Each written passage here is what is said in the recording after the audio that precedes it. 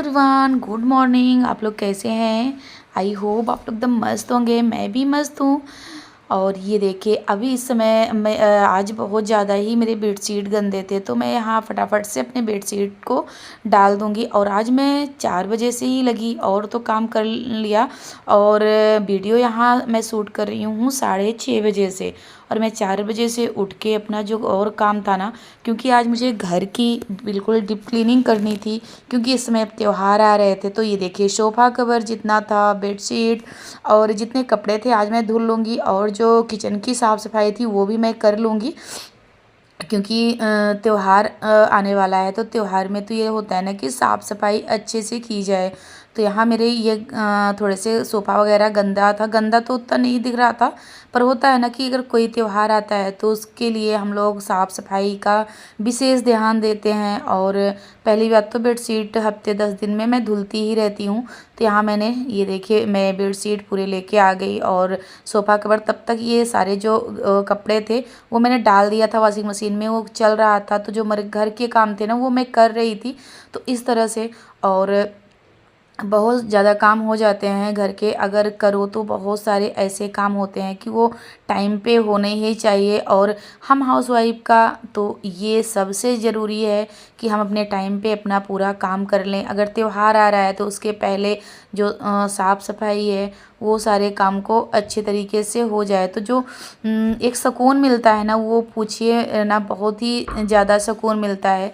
तो ये हमारा नहीं, हमें लगता है कि जो समझदार और बिल्कुल वो होंगी कि उनका तो सबका होगा। अगर जो बिल्कुल अपने घर संभालने में बिल्कुल सक्षम होंगी तो सबका वही टेंशन होगा कि त्यौहार आते आते सबको ये लगता है कि हमारे घर की क्लीनिंग करनी है, हमारे घर में ये करनी है।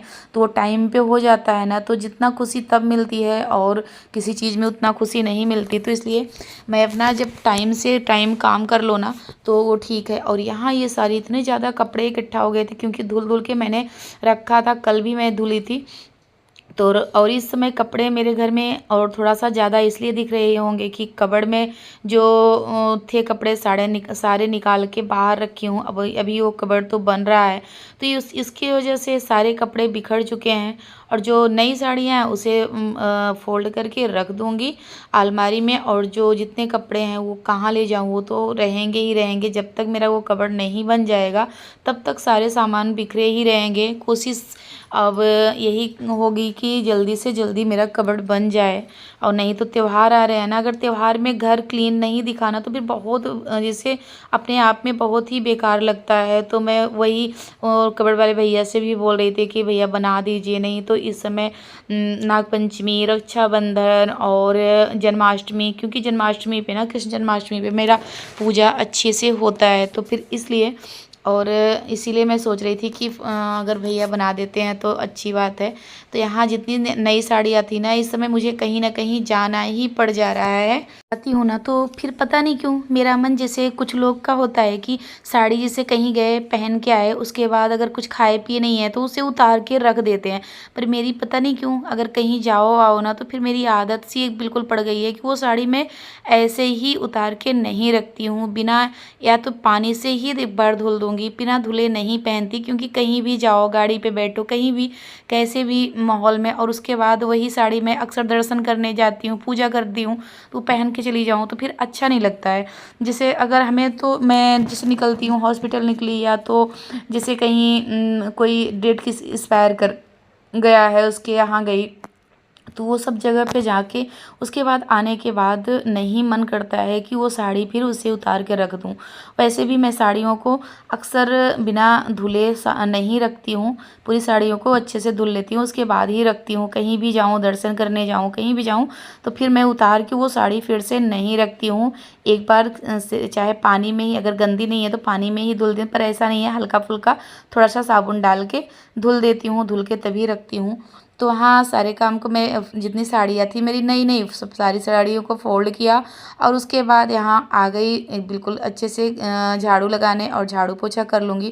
तो ये कालीन मुझे साफ़ करनी है, पर कोई नहीं, इस समय बारिश का मौसम चल रहा है। अगर ये वज़न कालीन है, अगर साफ़ कर दूँगी ना तो ये सूखने में थोड़ा-सा टाइम लेती है, क्योंकि अच्छा जिस दिन धूप खिला रहेगा पूरा दिन का दिन, तभी ये कालीन सूख पाएगी। और पर मेरा बिल्कुल मन अब नहीं मान रहा है, क्योंकि हफ़्ते 10 दिन से ज़्यादा होते हैं ना, 15 दिन से, तो फिर मुझे ऐसे लगते हैं कि मेरे कालीन गंदी हो रही हैं, क्योंकि डेली का डेली हमेशा साफ़ करते जाओ ना तो फिर वो बहुत ही अच्छा होता है और कालीन फिर गंदी भी नहीं लगती और पुरानी सी भी नहीं लगती। तो इसलिए सोचती हूँ कि टाइम टाइम पे इसे साफ़ करती जाऊँ, पर इस समय बारिश के मौसम में साफ़ करने का टाइम ही नहीं मिल रहा है, क्योंकि अगर मैं साफ़ कर देती सूखेगा नहीं, इसलिए तो और तो क्लीनिंग और तो जितना मेरे बस का है, जैसे बेडशीट है, ये सोफ़ा कवर है, पर्दे है, ये तब सब तो पंखे की हवा में सूख जाएगा, तो इसे तो साफ़ कर देती हूँ। पर जो और चीज़ें हैं ना, जो मोटे-मोटे, तो वो नहीं साफ़ करती हूँ, क्योंकि वो सूखेगा ही नहीं।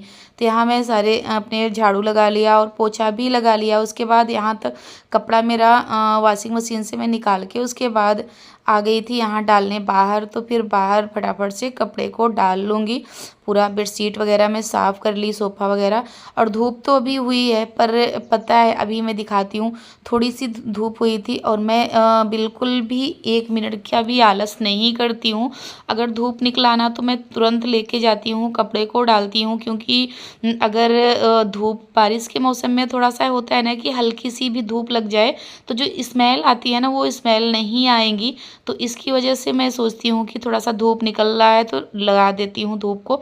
और तब जैसे ही मैं यहाँ कपड़ा डाल के गई, वैसे ही इतनी तेज़ से बारिश आई कि पता ही, मैं अकेली थी, पूरा कपड़ा हटाते-हटाते। तो फिर वही होता है कि अगर बारिश के मौसम में कपड़ा या तो कुछ भी आप बाहर डाल रहे हो ना, तो उसे फिर ना नींद आती है, ना तो फिर घर में अगर कुछ काम करते रहो ना तो एक टेंशन बनी होती है कि कहीं बारिश ना आ जाए। बारिश के मौसम में पता ही नहीं चलता कब बारिश आ जाएगी, कब वो रहेगा। तो ये रहता है, अगर बारिश के मौसम में कपड़ा डालती हूँ ना तो यहाँ एक देखती ही रहती हूँ। और ये देखिए, पूरी तरह से मेरे इतना ज़्यादा बारिश हुई कि पूरे, ये देखिए, बरामदे में जो कालीन बिछी रहती वो भी भीग गई।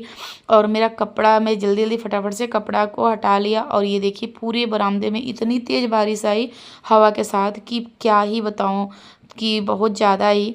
तो कपड़े तो मेरे शायद निकल गए थे, मैं कपड़े तो नहीं भीगे, पर मैं ज़रूर थोड़ा बहुत भीग गई थी। और यहाँ तो मैं पानी पाई, तो मैं सोची कि चलो यहाँ अच्छे से वाइपर ही कर देती हूँ अच्छे से। तो फिर अब आई छत पे, तो छत की हालत देख के तो ये लगा बाप रे, ये देखिए पूरा मेरा छत एकदम डूब चुका है। तो मुझे लग रहा था कि पानी बहुत ज़्यादा बारिश हुई है और छत पे पानी लगा होगा। तो ये कद्दू के हालत देख लीजिए, कद्दू की हालत बिल्कुल ख़राब हो गई है, क्योंकि बहुत ज़्यादा बारिश के साथ साथ ना हवा का बहुत ज़्यादा वो था। और मेरे बच्चे स्कूल से आ चुके थे, तो मेरा बेटा भी हेल्प करने लगा। तो ये देखिए मेरे बाहर का नज़ारा। तो बाहर का जो लोकेशन है ना मेरा, बहुत ही अच्छा मुझे लगता है। ये देखिए, क्योंकि यहाँ एकदम खुला खुला है, ज़्यादा बस्ती नहीं है, तो सुबह सुबह उठो ना तो एक बहुत ही अच्छा फील होता है, ठंडा ठंडा देख के। तो यहाँ फिर मैं आ गई नीचे, पानी वगैरह वो की, और उसके बाद यहाँ मुझे नमकीन थी तो मैं सोची भर देती हूँ। नहीं तो बारिश के मौसम में ना अगर थोड़ा सा लापरवाही हुआ तो फूल जाती है सारी चीज़ें। तो फिर यहाँ चाय मैं बनाई थी, चाय पी और बच्चों को भी दी। और उसके बाद, क्योंकि अभी चाय तो नहीं पीती हूँ, पर कभी कभार जैसे सर दर्द हुआ, इस समय सर्दी वाला मौसम चल रहा है ना, पानी चेंज हुआ है तो सबको सर्दी हुई है, तो फिर सर्दी की वजह से तो चाय बनाई थी। नहीं तो चाय इस समय नहीं बनाती हूँ। तो फिर क्योंकि मेरी बिटिया को ज़्यादा सर्दी जकड़ लिया है, तो फिर इसलिए मैं बनाई चाय। चाय बनाई, बच्चों को दिया, पी, और फिर से मैं लग गई अपने कामों में।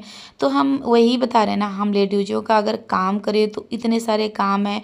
और बिल्कुल अपने घर को अच्छे से क्लीन कर लिया, बिल्कुल काया पलट वाली सफाई कर ली है। और फिलहाल थोड़ा बहुत सूट किया, और तो आप लोगों के साथ जो शेयर नहीं कर पाई उसके लिए माफ़ी चाहती हूँ, क्योंकि होता है ना, कभी कभी मोबाइल भी फ़ोन आ जाता है, एक मोबाइल है तो थोड़ा सा बिजी लाइफ हो ही जाती है। जैसे अगर फ़ोन रिसीव कर लिया तो काम या तो छोड़ के बैठ जाओ, तो ये होता है। तो हम काम तो छोड़ नहीं सकते क्योंकि हमें टाइम पे काम करना ही पड़ता है। तो फिर यहाँ बच्चे खा लिए थे, स्कूल से आ गए थे, सब बर्तन थे, मैं सोची बर्तन भी लगे हाथों साफ कर लेती हूँ। तो और जो काम है, क्योंकि मुझे शाम को ना निकलना भी था अपने मायके, क्योंकि मायके में पापा इस समय वहाँ थे, तो फिर मैं सोची कि निकलना भी है, इसलिए फटाफट से यहाँ बर्तन और धुल लूँगी और किचन को कर लूँगी साफ़, और साफ़ करने के बाद तैयार होके निकल पड़ूँगी मायके के लिए। तो हमारे साथ हमारे ब्लॉग में बने रहिए। आदमी बेटा आदमी बेटा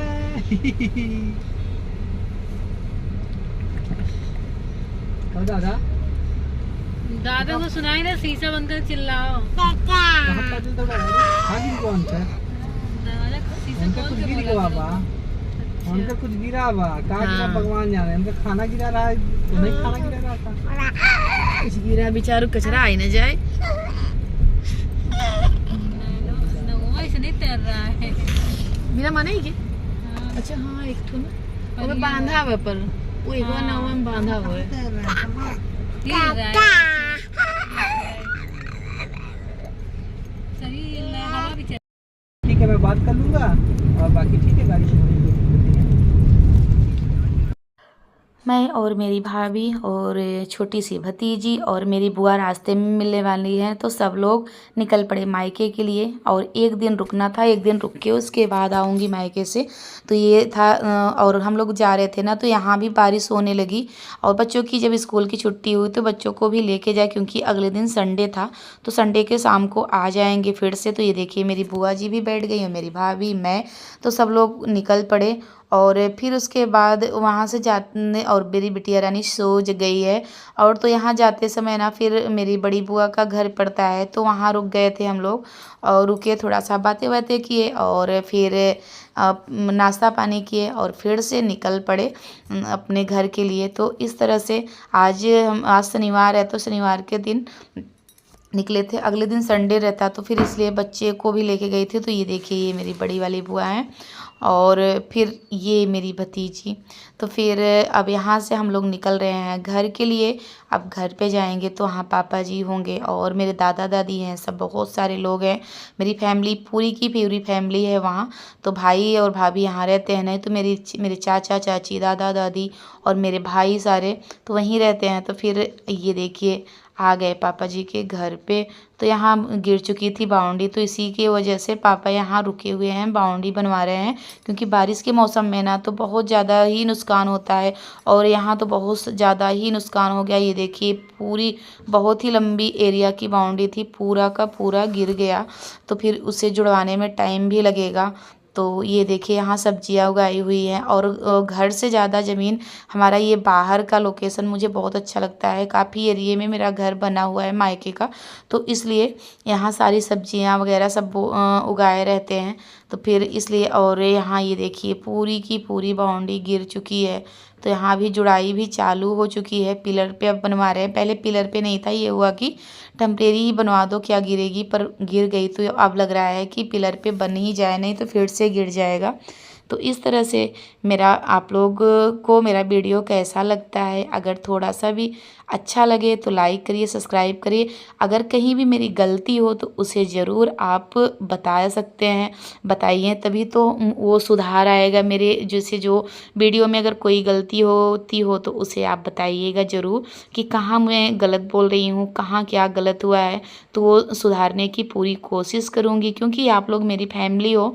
तो फैमिली से कैसा डर और फैमिली से कैसी हो, तो आप फैमिली हो तो फैमिली तो हमारी बताएगी ही कि क्या अच्छा है क्या ख़राब है। और हम एक मिडिल क्लास फैमिली के वो हैं, तो फिर हमें हर चीज़ों का जो हमारे साथ बीतता है, और वो मैं आप लोगों को दिखाऊंगी कि जो हमारे यहाँ होता है, वो सारी चीज़ों को दिखाने की कोशिश करूँगी।